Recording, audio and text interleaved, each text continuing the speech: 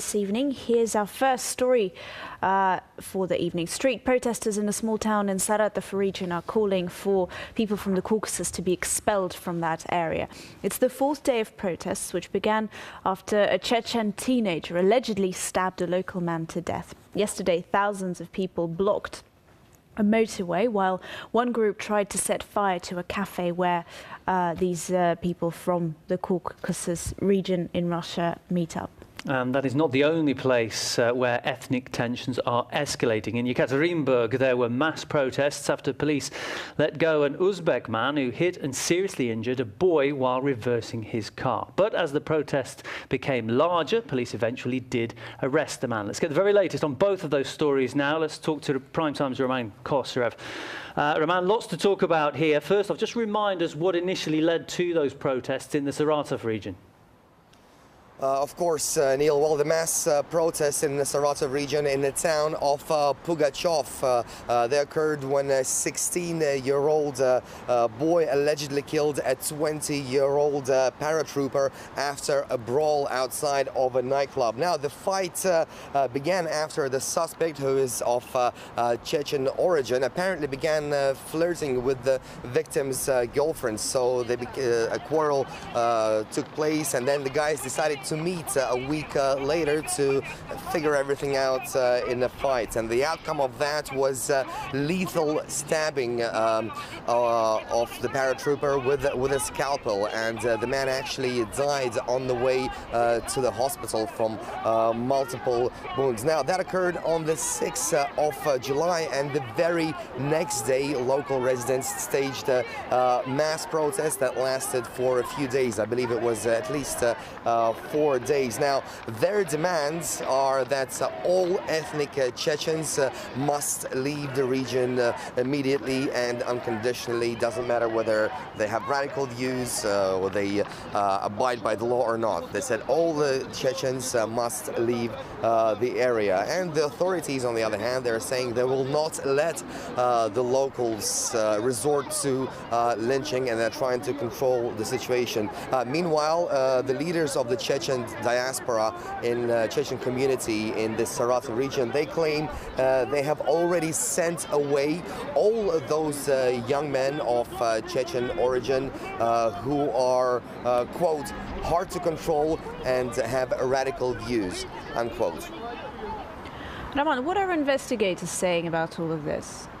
Well, obviously the criminal investigation has already been launched, and the suspect, Ali Nazirov, he was already arrested, and reportedly he has already confessed to the killing.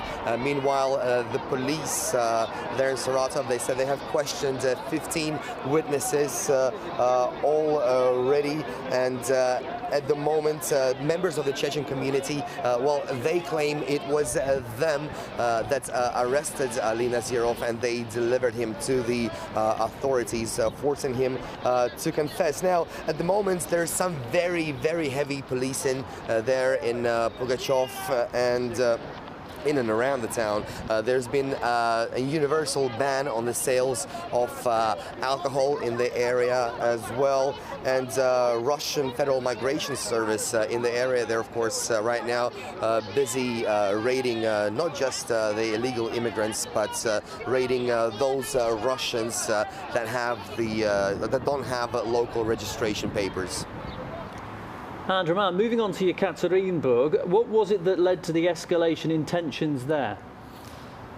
Well, kind of a similar situation there, and you'll understand why it's similar in a moment, although how it began is completely different case. Now, a man from Uzbekistan almost got away with badly injuring a child after he began reversing his car. Now, the shocked parents, they began banging on his vehicle, begging the man to stop, but the Uzbek driver, he was relentless and continued reversing his car, not realizing what was going on, or realizing what was going on, but failing to comply. And obviously he did not hear the pleas of the parents, and obviously the baby was badly injured. The baby's in a coma in a hospital right now. Now the man continued to reverse his car until the father of the child actually dragged him out of the car, forcing him to stop. Now,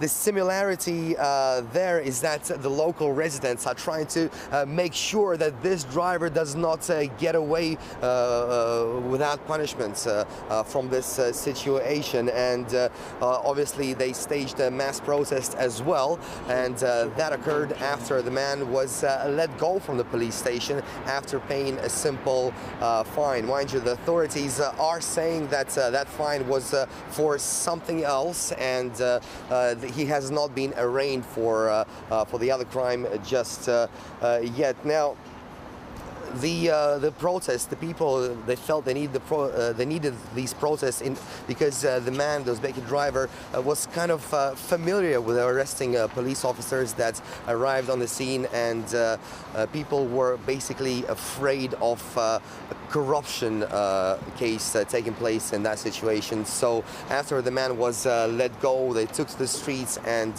basically forced the police to rearrest that man, and right now a criminal case has been launched against him as well, and we will be seeing how that situation will unfold as well. Okay, thank you for that. Starting the show, our top story and our correspondent Raman Kosyrev.